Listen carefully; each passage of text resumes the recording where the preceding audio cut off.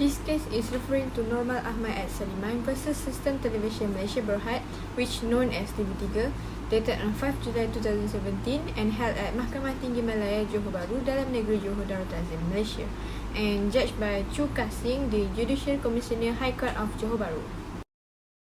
So for the fact of the case, the plaintiff is an architect by profession, complained that the two news reports in audio-visual form that were screened nationwide by the first defendant contain defamatory statements, and those defamatory statements have caused the plaintiff to suffer considerable embarrassment, distress, and has been bound in public scandal, odium, and contempt.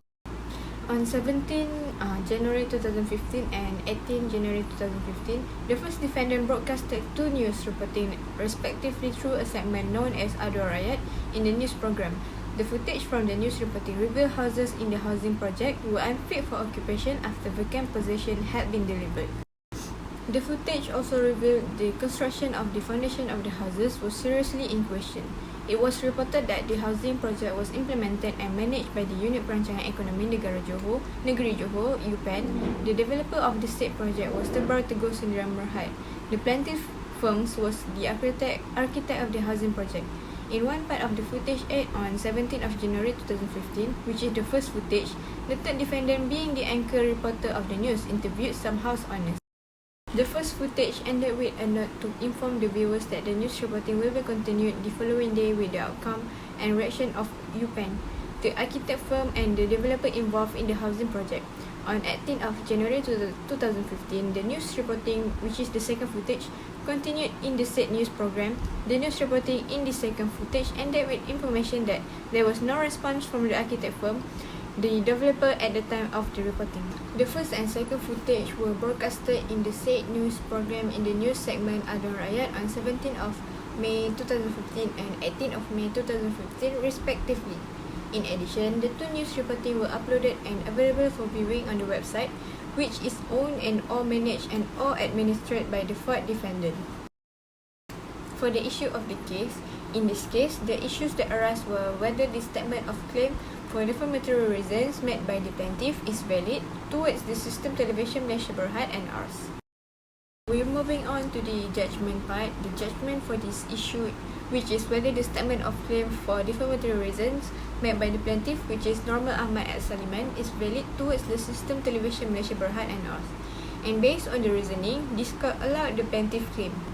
This court has, before awarding the damages to the plaintiff, the court awarded the plaintiff RM100,000 as damages for libel, interest at 5% per annum on the awarded sum calculated from 30th of May 2017 until the date of full settlement, and cost of RM20,000 to be paid to the plaintiff by the defendants.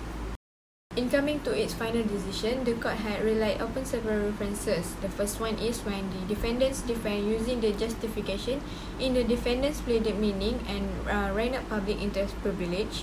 The court, after examining the defendant's statement of the defense, defined that the Lucas Bulk defense was indeed not pleaded.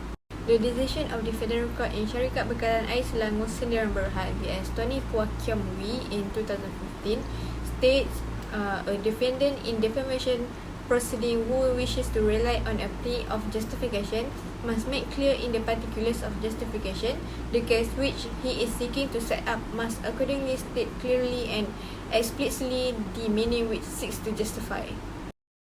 Relying on this established principle, this court has no option but to find that the defendant's alleged meaning imputed from the facts revealed as true could not be accepted. See Perunding Alamina Sdn Bhd vs RLO and OS in 1999. For this reason alone, the Lucas Bulk defense must fail. The footage showing the defects and cracks of the houses would convey a message to the viewers that the professionalism of the plaintiff as a professional architect is highly questionable. The impunged statements could also lower the plaintiff in the estimation of right-thinking member of society generally. In the second footage, the narrator stated the following. UPEN Johor memberitahu projek Taman Bayu Damai dibina pemaju iaitu Tebara Teguh Sdn Bhd. Pembinaan berlandaskan reka bentuk dan penyelidikan syarikat arkitek Ahmad Normal. The Learned Counsel for the defendants considered that those impunged statements in the second footage are prima facie defamatory or capable of having a defamatory meaning. Based on that, these courts find the impugned statement complaint are defamatory in nature. For the commentaries, in my humble opinion, I do believe that the judgment by the Judicial Commissioner High Court of Johor Bahru, which is Chu Kah Sing, was right to finally come into such a decision. This is due to the fact that if the plaintiff could not defend himself and that there are no ground available for them to rely on, this would not only bring shame to the plaintiff but also will be an absolute embarrassment to the practice of our legal system.